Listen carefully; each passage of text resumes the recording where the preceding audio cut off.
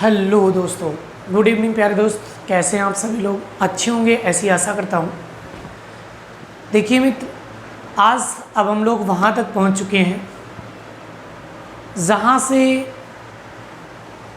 हालांकि आप लोग देख रहे होंगे कि बहुत दिनों से हमारी जो क्लास है वो स्टार्ट नहीं हो पाई है, लेकिन किस कारणों से नहीं हो पाई उसके बारे में तो हम बताएंगे। इसके बारे में आपको बताते हैं फिर। लेकिन सबसे महत्वपूर्ण आपकी ये बात है कि आपकी क्लास चलनी चाहिए, कहीं किसी भी कंडीशन में हो। तो अब आपकी क्लास, आज से आपको डेली क्लास जो है वो आपकी चलती रहेगी। लेकिन डेली क्लास आपकी जो होती है वो 9 बजे से आपकी क्लास होती है।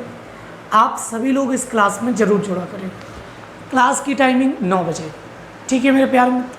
तो अब हम लोग शुरुआत करते हैं और पढ़ना शुरू करेंगे। देखो मेरे भाई, क्लास की शुरुआत करते हैं। 9 बज चुका है और शाम के हमारी क्लास शुरू हो चुकी है।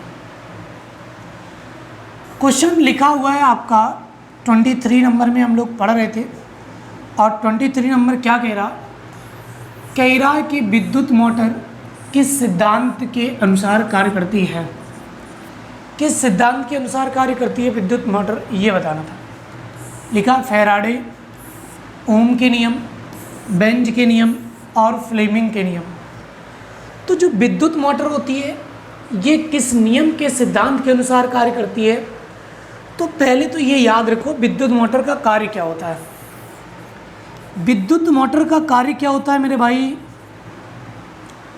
तो याद रखिएगा, आपकी विद्युत मोटर जो होती है वो तेजी से चलती है, ऐसे चलेगी, मतलब यांत्रिक ऊर्जा बनाएगी और ये आपकी विद्युत ऊर्जा में कन्वर्ट कर देगी। विद्युत मोटर यांत्रिक ऊर्जा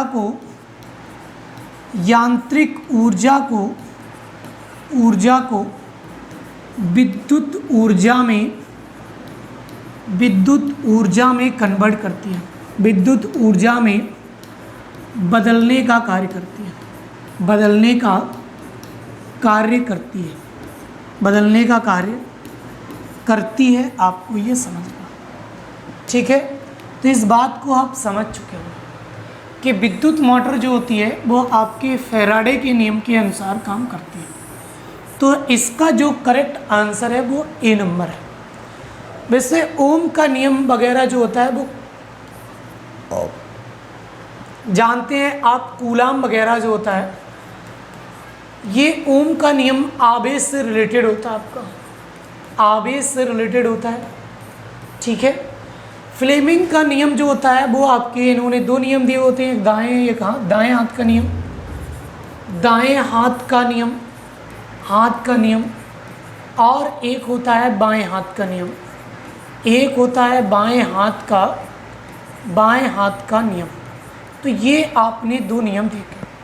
इसके अलावा बेंज का नियम जो होता है, कार्ल बेंज ने दिया था, ये नियम भी आपके स्थिर विद्युत पर संबंधित होता है, ठीक है। ये आपका इससे रिलेटेड आपका ये होता है, ठीक है मेरे भाई। अब आगे चलें। अब हम आगे की जब बात करते हैं तो अगले क्वेश्चन पे चलते हैं, 24 नंबर पे। 24 नंबर क्वेश्चन क्या कहता है इसको समझिए जरा। 24 नंबर आपसे क्या कह रहा है इसको समझो भाई। कह रहा है कि आइंस्टीन के नोबेल पुरस्कार मिला था। आइंस्टीन को नोबेल पुरस्कार मिला था, किसके क्षेत्र में मिला था ये बताना था। आइंस्टीन को नोबेल पुरस्कार मिला था, कह रहा है कि प्रकाश वैद्युत प्रभाव की व्याख्या के लिए, सापेक्षता के सिद्धांत के लिए, इलेक्ट्रॉन की खोज के लिए, या इनमें से कोई नहीं। ये आपके 7वें ऑप्शन बने हुए हैं। अब आपको यहाँ से बताना कि क्या रीज़न है जिसके कारण आइंस्टीन ने नोबेल पुरस्कार मिला था। आप सभी जानते हैं आइंस्टीन को नोबेल पुरस्कार 1930 में मिला था, और याद रखिए इन्हें भौतिक के क्षेत्र में या फिजिक्स के क्षेत्र में नोबेल पुरस्कार मिला था। इतनी बात पहचान गया जी। याद रखिए इन्होंने एक सूत्र दिया था जिसमें बताया था E बराबर mc²। E बराबर mc², ये आपके सापेक्षता का सिद्धांत कहता है। सापेक्षता आपसे ये कहता है, सापेक्षता के सिद्धांत की बात करता है। सापेक्षता के सिद्धांत इसी को कहा जाता है, ठीक है, जिसमें याद रखो इन्होंने E बराबर mc² दिया था। इसमें m आपका द्रव्यमान था, m आपका द्रव्यमान है, E आपका C की बात करें तो ये आपकी प्रकाश की चाल होती है, प्रकाश की चाल होती है, ये यहाँ पर बताया गया था। प्रकाश की चाल इन्होंने बताई थी 3 × 10⁸ मीटर पर सेकेंड, ये इन्होंने निकाल के बताई थी। इसी की खोज के लिए इन्हें ये नोबेल पुरस्कार दिया गया था। 3 × 10⁸ मीटर पर सेकेंड के लिए इन्हें नोबेल पुरस्कार मिला था। तो यहाँ पर प्रकाश विद्युत प्रभाव बिल्कुल नहीं, इलेक्ट्रॉन की खोज के लिए नहीं, इनमें से कोई नहीं, इन्होंने सापेक्षता का सिद्धांत दिया था जिसके लिए इन्हें नोबेल पुरस्कार मिला था। समझ गए बात को?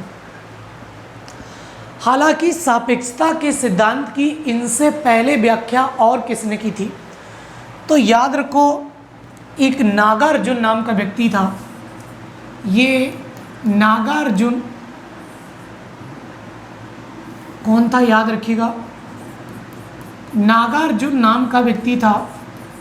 नागार्जुन एक कौन था, तो बौद्ध विद्वान था। ये बौद्ध विद्वान था, इसने इनसे पहले ये बात बता दी थी कि प्रकाश की चाल क्या होती है, कैसे निकाला जाएगा, इन सभी चीज़ों के बारे में इन्होंने बता दिया था। लेकिन सबसे बड़ी बात ये थी कि इन्होंने लिखित रूप नहीं दिया था। जब लिखित रूप और प्रत्यक्ष प्रमाण नहीं दिया तो इनकी कहानी वहीं पर ठहर गई। जब ठहर गई तो सारी विधियां यहीं रुक जाती हैं। आगे सुनिए जरा अगली कहानी क्या होती है मेरे भाई। अगली कहानी है 25 नंबर। क्वेश्चन नंबर 25 क्या कहता है, इसको सुनिए। कह रहे हैं कि ग्रहों के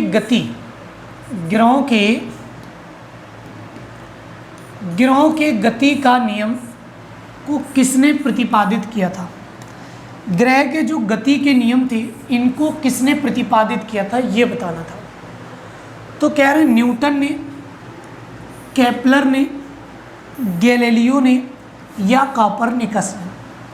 बताओ भैया, कह रहे हैं ग्रहों के गति के नियम जो हैं वो किसने दिए थे, ये बताना था। और इतना अगर हम आपको बताना चाहें तो सभी विद्यार्थी कमेंट करते रहिए, हम आपके कमेंट देख रहे हैं, ठीक है। कमेंट आप ज़रूर करें, हम आपके कमेंट ज़रूर देख रहे हैं, ठीक है मेरे भाई। देखिए सुनिए, अगर हम बात करें तो याद रखो ग्रहों के गति के नियम केपलर ने दिए थे। केपलर ने टोटल 3 नियम दिए थे। ग्रहों के गति के नियम 3 नियम दिए थे, ठीक है। किसने दिए थे? केपलर ने ग्रहों के गति के नियम कितने दिए थे? 3 दिए थे। इस बात को आपको याद रखना। इसके अलावा न्यूटन साहब जो थे इन्होंने गुरुत्वाकर्षण का नियम दिया था। इन्होंने गुरुत्वाकर्षण का नियम दिया था। गुरुत्वाकर्षण का इन्होंने नियम दिया था। इसके अलावा याद रखिएगा गैलीलियो ने उपग्रहों की खोज की थी। उपग्रहों की खोज की थी। इसके अलावा इन्होंने दूरबीन की भी खोज की थी। इन्होंने दूरबीन की खोज इन्होंने की थी। तो याद रखो मेरे भाई, इन्होंने दूरबीन की खोज भी की थी, ठीक है। और ग्रहों की गति की नियम भी खोजे थे। ये कोपरनिकस है। कोपरनिकस ने क्या बताया था? याद रखो इन्होंने सौर मंडल के बारे में इन्होंने जानकारी दी थी कोपरनिकस के द्वारा, ठीक है। अब आगे चलें।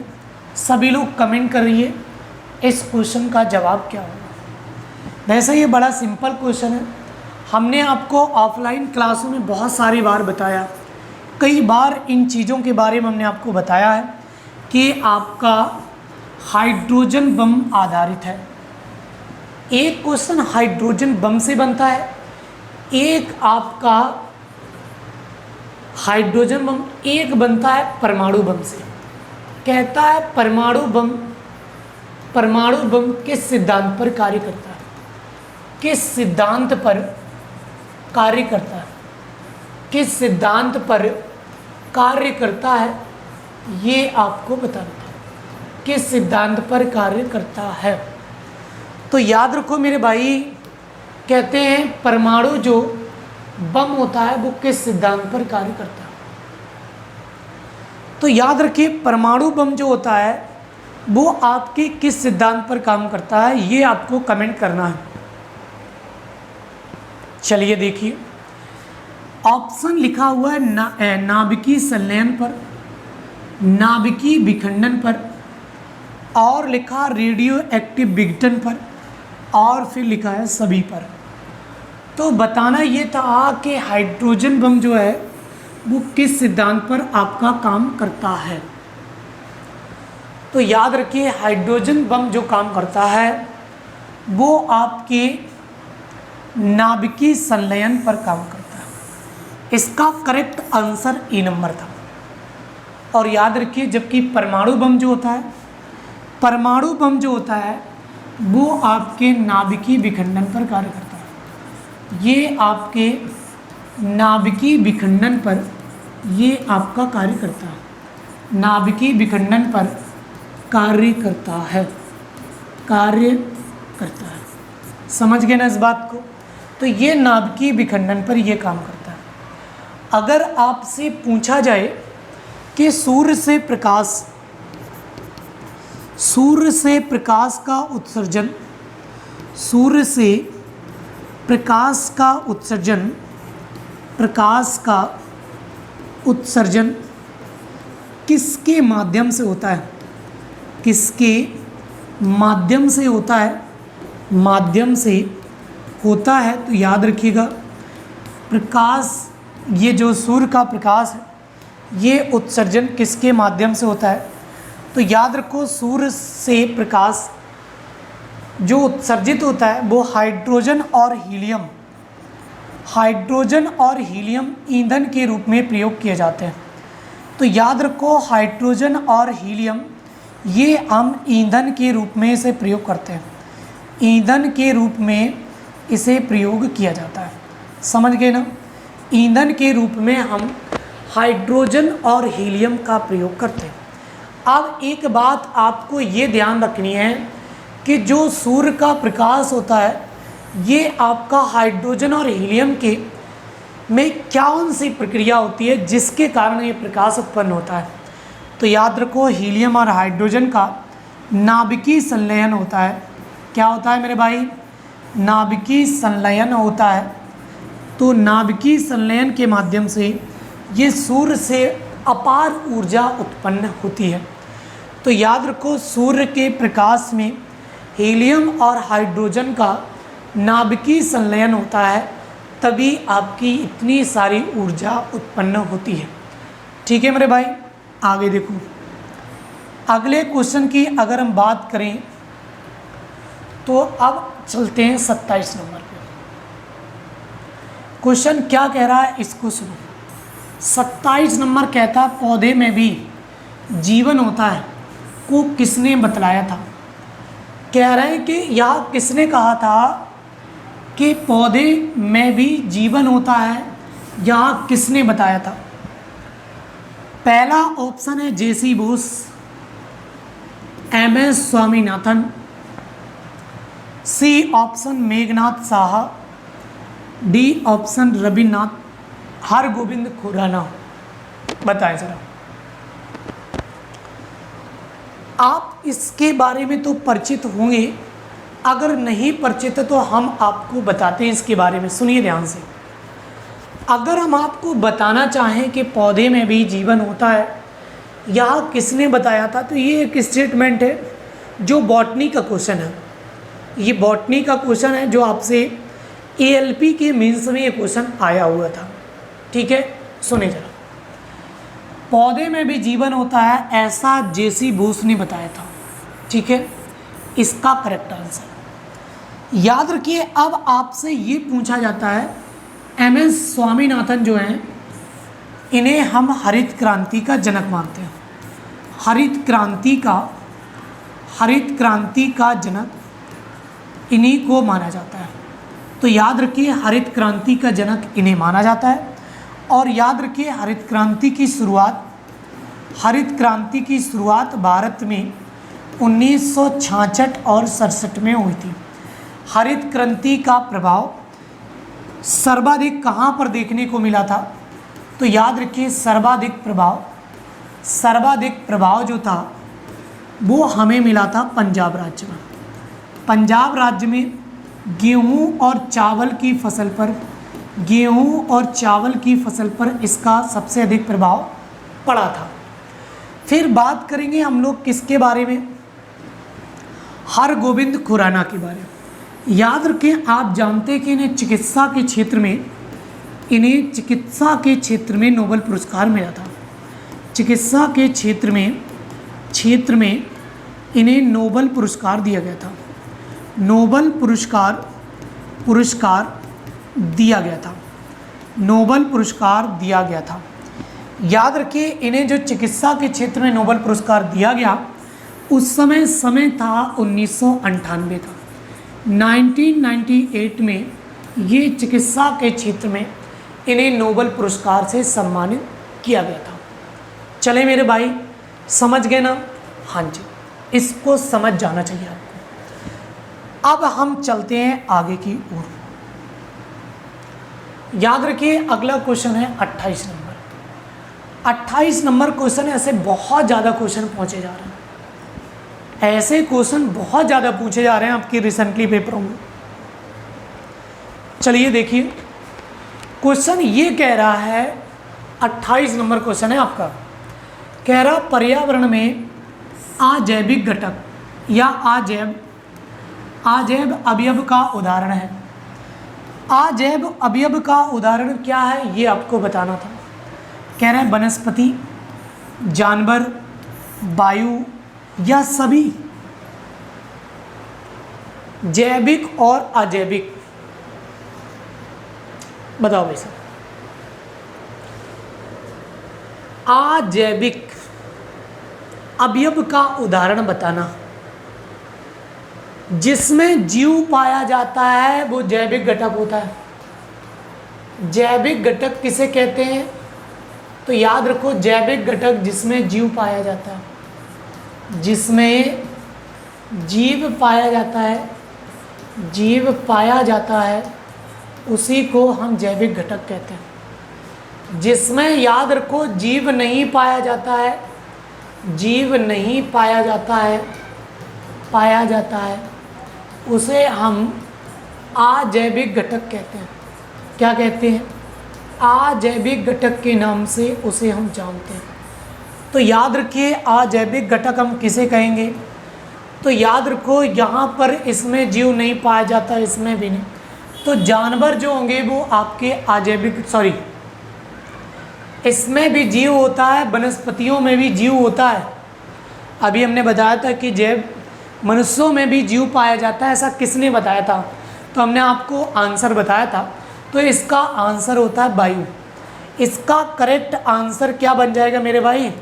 तो करेक्ट आंसर इसका वायु, क्योंकि वायु में कोई जीव नहीं पाया जाता है। ये अजैविक घटक आपसे पूछा था, जबकि वनस्पति और जानवर ये आपके जैविक घटक होते हैं। चलें आगे। 28 के बाद 29 नंबर क्वेश्चन आपके सामने। क्या कह रहा है, इसको ध्यान से सुनो। याद रखो, क्वेश्चन कह रहा है 29 क्वेश्चन नंबर कह रहा है कि सहजीविता का उदाहरण है। सहजीविता का उदाहरण क्या है ये बताना था। ए ऑप्शन में लाइकेन, बी ऑप्शन में कवक, सी ऑप्शन में अधिपादप और डी ऑप्शन में सभी। चलिए बताइए। वैसे ये बड़ा क्वेश्चन सिंपल है, इसमें कोई हमें लगता नहीं कि कोई तकलीफ होगी आपको बताने में। तो चलिए मेरे बच्चों बताइए इसका क्या आंसर हो सकता है। सहजीविता का उदाहरण आपसे पूछा है। तो पहले तो ध्यान से सुनिएगा, अगर हम बात करें सहजीविता की, तो सहजीविता की अगर हम बात करेंगे तो याद रखो यहाँ पर हम पढ़ते किसे हैं, लाइकेन को। कहते हैं कवक और शैवाल के बीच, कवक और शैवाल के बीच, कवक और शैवाल के बीच सहजीवी संबंध कौन रखता है? सहजीवी संबंध कौन रखता है ये आपको बताना था। तो कह रहे हैं कवक और शैवाल के बीच कौन सहजीवी संबंध रखता है ये आपको बताना था। कवक और शैवाल के बीच कौन सहजीवी संबंध रखता है ये आपको बता देना था। तो याद रखिए कवक और शैवाल के बीच जो संबंध रखते हैं इसी को हम लाइकेन कहते हैं। लाइकेन के नाम से इसी को जाना जाता है। समझ गए ना? तो कवक और शैवाल के बीच जो सहजीवी संबंध रखते हैं उसे हम लाइकेन के नाम से जानते हैं मेरे बच्चों। तो याद रखो इसका आंसर बनेगा लाइकेन। ठीक है ना? अब याद रखो एक चीज़ और भी, क्वेश्चन कभी कभी ऐसे घुमा के पूछ देता आपसे, कहता है कि वायु प्रदूषण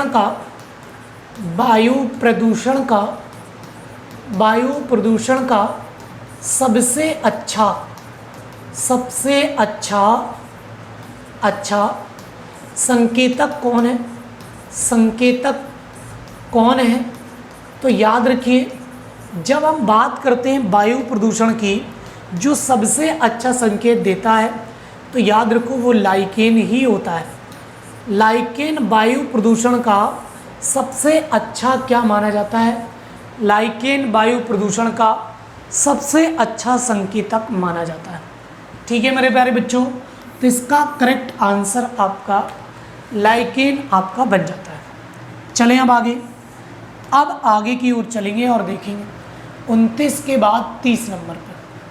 क्वेश्चन नंबर आपसे क्या कह रहा है इसको सुनिए। क्वेश्चन नंबर 30 कह रहा है, 30 नंबर आपका क्या कह रहा है मेरे भाई?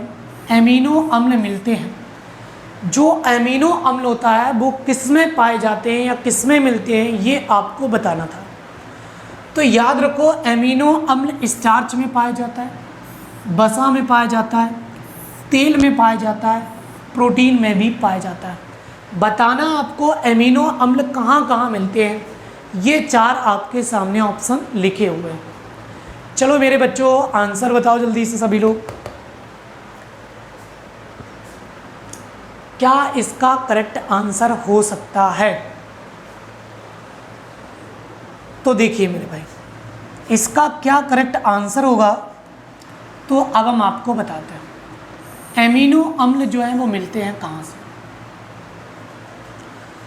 तो याद रखो क्या स्टार्च से मिलते हैं या वसा से मिलते हैं या प्रोटीन से मिलते हैं या तेल से मिलते हैं। तो याद रखो जो अमीनो अम्ल होते हैं वो हमें प्रोटीन में मिलते हैं। एमिनो अम्ल प्रोटीन में पाए जाते हैं, ना तो वसा में पाए जाते हैं, ना ही स्टार्च में, ना तेल में। ठीक है, अब बात ये होती है कि प्रोटीन सर्वाधिक किस में पाया जाता है? सर्वाधिक किस में पाया जाता है? किस में पाया जाता है ये आपको बताना था। सर्वाधिक किस में पाया जाता है। इसके अलावा आपको ये भी बताना होगा कि जो प्रोटीन होता है मेरे बच्चों, इसकी खोज किसने की थी? प्रोटीन की खोजकर्ता कौन थे? खोजकर्ता कौन थे ये आपको बताना थे। इसके अलावा आपको ये भी बताना है कि प्रोटीन की कमी से कौन सा रोग होता है? कमी से कौन सा रोग होता है? कौन सा रोग होता है ये भी आपको बताना है। कौन सा रोग होता है ये भी आपको कमेंट करके बताना। ठीक है, आंसर सुनो। सर्वाधिक प्रोटीन आपका किस में पाया जाता है? तो सोयाबीन में। सोयाबीन में सबसे अधिक प्रोटीन पाया जाता है, इसके बाद अंडे में पाया जाता है। ठीक है, इसके बाद बात करें प्रोटीन के खोजकर्ता कौन थे? तो मूल्डर नामक व्यक्ति ने प्रोटीन की खोज की थी। अब आपसे एक क्वेश्चन होता रहता है, प्रोटीन की कमी से रोग, तो क्वासीकोर नाम का रोग होता है। क्वासीकोर नाम का रोग होता है जिसे मरासमस रोग भी कहते हैं। मरासमस रोग के नाम से भी इसे जाना जाता है। क्वासीकोर रोग या मरासमस नाम के रोग से इसे जाना जाता है। समझ गए मेरे बच्चों? अब आगे देखेंगे हम लोग। चलें आगे पढ़ो और देखो। 30 के बाद बात करेंगे 31 नंबर। 31 नंबर क्वेश्चन की बात करेंगे। क्या कहते हैं? एपीकल्चर किससे संबंधित है? तो याद रखो, अगर हम बात करें एपीकल्चर किससे संबंधित है, अगर ये पूछता है एपीकल्चर के बारे में, तो याद रखो ये शायद में आज जो टेस्ट हुआ था, याद रखो जो ऑफलाइन टेस्ट हुआ आज, याद रखो हमने आपको जो बताया ऑफलाइन जो जीएस का टेस्ट हुआ उसमें शायद आज ये क्वेश्चन रखा हुआ था। आज क्वेश्चन ये हमने आपको रखा था। तो याद रखो एपीकल्चर क्या होता है?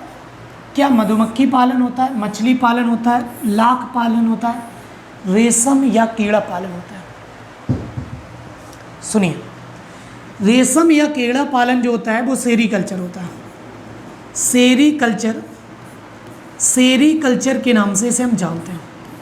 तो समझ गए ना, सेरीकल्चर रेशम या कीड़ा पालन कहते हैं। मछली पालन को क्या कहते हैं भैया? मछली पालन क्या कहलाती है? तो पिसीकल्चर कहते हैं। पिसीकल्चर के नाम से हम मछली पालन को जानते हैं। इसके अलावा लाख या कीट पालन आप बताएंगे क्या होगा? ठीक है, क्योंकि आपको समझ में नहीं आ रहा होगा। मधुमक्खी पालन आपका एपीकल्चर कहलाता है। ठीक है, कभी कभी केंचुआ पालन भी पूछता है कि केंचुए का पालन करना क्या कहलाता है? पालन करना क्या कहलाता है? तो याद रखो क्या कहलाता है, तो याद रखिए ये आपका कहलाता क्या है मेरे प्यारे बच्चों? ये कहलाता है आपका बर्मी कल्चर। क्या कहलाता है? बर्मी कल्चर के नाम से इसे जानते हैं। समझ गए ना? बर्मी कल्चर के नाम से केंचुए पालन को जानते हैं। केंचुए पालन को बर्मी कल्चर के नाम से जाना जाता है। समझ गए? तो अब हम लोग इसकी शुरुआत करते हैं और आगे देखते हैं कि क्या होगा। चलो 31 के बाद बात करेंगे 32 नंबर पर। 32 नंबर क्वेश्चन की अगर बात करेंगे तो सुनिए ध्यान से। कह रहे हैं पीतल, और यहाँ पर फिल करना है किसकी मिश्र धातु है। पीतल जो है वो किससे मिलकर के बनी होती है ये आपको बताना है। जल्दी से सभी लोग कमेंट करिए। वैसे नॉर्मल क्वेश्चन है, वैसे हमें लगता नहीं कि ये क्वेश्चन आप बता नहीं पाएंगे, क्योंकि ये बड़ा नॉर्मल क्वेश्चन होता है जिसका जवाब आप आसानी से देते हैं। चलो मेरे बच्चों बताओ जल्दी से, पीतल किसका मिश्र धातु है ये बताना था। तांबा और टिन का, तांबा और जस्ता का, जस्ता एल्यूमिनियम, तांबा और लोहा। बताओ मेरे भाई किसका मिश्रण है? तो याद रखिएगा पीतल की हम लोग ट्रिक पढ़ते हैं पिताजी। क्या पढ़ते हैं? पिताजी। देखो पा से मतलब है यहाँ पर पीतल, पा से मतलब है पीतल, और यहाँ पर आपका ता से मतलब है तांबा, और जा से मतलब है यहाँ पर जस्ता। तो याद रखो इससे ये पता चला कि पीतल जो होता है तांबा और जस्ता से मिलके बना होता है। ये तांबा और जस्ता से मिलके बनता है, और तांबा और जस्ता कौन सा ऑप्शन है? B number. तो करेक्ट आंसर आपका आ जाएगा बी नंबर। ठीक है, अब सुनो जरा, अब आपसे कभी कभी ये पूछता है कि मनुष्य के द्वारा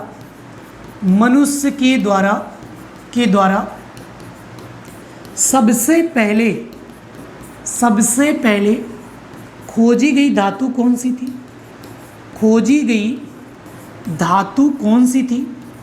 तो याद रखो धातु कौन सी थी, तो याद रखो सबसे पहले जो धातु खोजी गई थी, इस धातु का नाम था तांबा।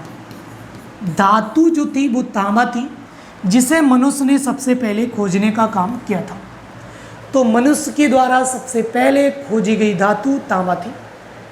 आगे सुनो, कह रहे हैं मनुष्य ने पहली फसल कौन सी उगाई थी? पहली फसल कौन सी उगाई थी? सबसे पहले फसल उगाई, तो याद रखो मनुष्य ने सबसे पहले जो फसल उगाई थी, इस फसल का नाम था जौ। जौ की फसल सबसे पहले उगाई थी। फिर कहते हैं मनुष्य ने पहला हथियार किसे बनाया था? पहला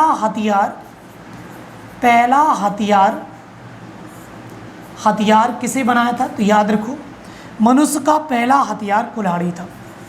कुल्हाड़ी जो था वो मनुष्य का पहला हथियार माना गया। इसके बाद आपसे पूछा जाता है, क्या आपसे कहते हैं कि मनुष्य ने पहला पालतू पशु किसे बनाया? पहला पालतू पशु किसे बनाया था? तो याद रखो मनुष्य ने सबसे पहले पालतू पशु किसे बनाया था? तो कुत्ते को बनाया था।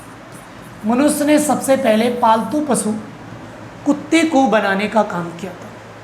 तो पहला पालतू पशु कुत्ता था।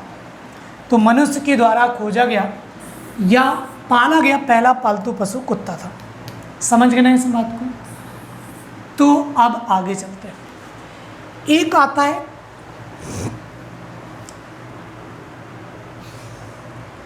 ये तांबा और टिन जो होता है, वो इससे दोनों से कांसा धातु का निर्माण होता है। कांसा धातु का निर्माण जो होता है वो आपका किससे होता है मेरे भाई? तो याद रखो कांसा धातु का निर्माण जो होता है वो तांबा और टिन से होता है। किससे होता है? तांबा और टिन से मिलकर के इस कांसा धातु से इसका निर्माण होता है। समझ गए बात को? अब आगे चलते हैं मेरे बच्चों। 32 के बाद 33 नंबर क्वेश्चन क्या कह रहा है सुनो। 33 नंबर क्वेश्चन आपसे के सामने है और क्या कह रहा है इसको सुनो। 33 नंबर क्वेश्चन कह रहा है पोर्टलैंड सीमेंट के प्रमुख संगठकों को शामिल है।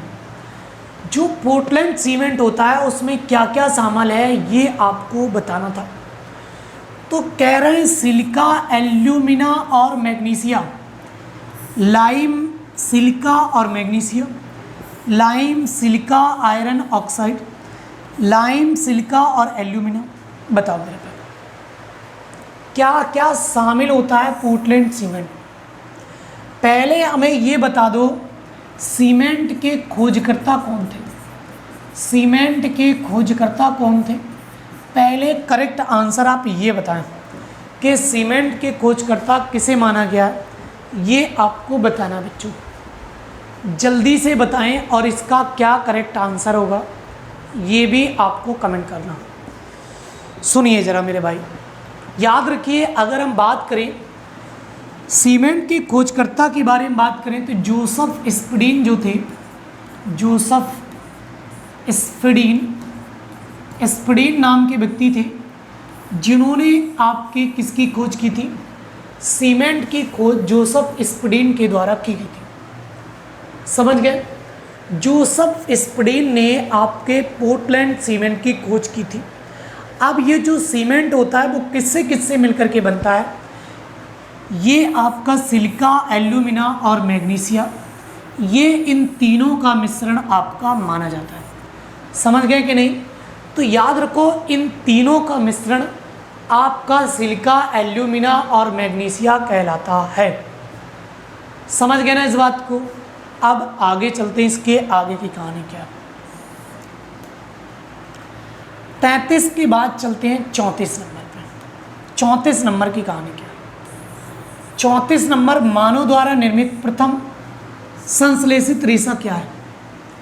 कह रहे हैं मनुष्य के द्वारा पहला संश्लेषित जो रेशा है, इसका नाम बताना है कि पहला संश्लेषित रेशा किसे कहते हैं। A option nylon, B option rayon, C option terrycot, D option polyester. चलिए बताइए क्या इसका करेक्ट आंसर होगा, ये आपको बताना। तो मानव के द्वारा पहला संश्लेषित रेशा क्या है, कौन सा है? तो याद रखो इसका करेक्ट आंसर है नायलॉन। तो मनुष्य के द्वारा पहला जो संश्लेषित रेशा था उसे हमने नायलॉन नाम दिया था। ठीक है, इसका करेक्ट आंसर यही हो जाएगा। अब आगे चलें, 34 के बाद 32 नंबर पर 35 नंबर आपका क्वेश्चन क्या कह रहा है? 35 नंबर क्वेश्चन कह रहा है एसिड या अम्ल बदलता है। ये भैया अम्ल क्या बदलता है ये आपको बताना था। कह रहा है नीला लिटमस को लाल में बदलता है, लाल लिटमस में, या लाल लिटमस को नीले में, या लिटमस का रंग नहीं बदलता है, या इनमें से कोई नहीं। तो ऐसे ऑप्शन बना के रख दिए उसने। वैसे ये आपके बचपन का पढ़ा हुआ क्वेश्चन होगा जिसके बारे में आप सभी लोगों ने इसके बारे में पढ़ा होगा। कह रहे हैं अम्ल क्या बदलता है, किसको कैसा रंग बदल देता है, ये आपको बताना था। कह रहे हैं लाल लिटमस पेपर, मतलब नीला लिटमस पेपर लाल लिटमस में बदल देता है, या लाल लिटमस को नीले में बदलता है। फिर लिखा है कि लिटमस का रंग नहीं बदलता है, या कह रहा। तो ये तो आप जानते हैं कि ये करेक्ट नहीं है, ये क्वेश्चन गलत है, ये भी ऑप्शन गलत है। इनमें से दो में से एक सही है। अब कौन सा वो सही है ये अब आपको समझना। तो पहले ध्यान से सुनो कौन सा सही है करेक्ट। पहले ध्यान से सुनिएगा, एक अम्ल होता है और एक क्षार होता है। जब हम बात करते हैं अम्ल की और बात करते हैं हम क्षार की, याद रखो जिसका पीएच मान 7 से कम होता है उसी को हम क्या कहते हैं, अम्ल कहते हैं। जबकि जिसका पीएच मान या पीएच मान 7 से अधिक होती है तो उसको हम क्या कहते हैं, क्षार के नाम से जानते हैं और इसे अम्ल कहते हैं। अब सुनो मेरे प्यारे बच्चों, इसका क्या करेक्ट आंसर होगा। तो अम्ल जो होता है वो नीला लिटमस पेपर को, याद रखिए जरा ध्यान से सुनिएगा, ये नीले लिटमस पेपर को नीले लिटमस को लाल लिटमस में बदल देता है। लाल लिटमस पेपर में बदल देता है, लाल लिटमस पेपर में बदल देता है। ठीक है मेरे बच्चों, इसको ध्यान से सुनिएगा। अब आगे सुनो, जो क्षार होता है ये क्या काम करता है। तो क्षार जो होता है ये लाल लिटमस पेपर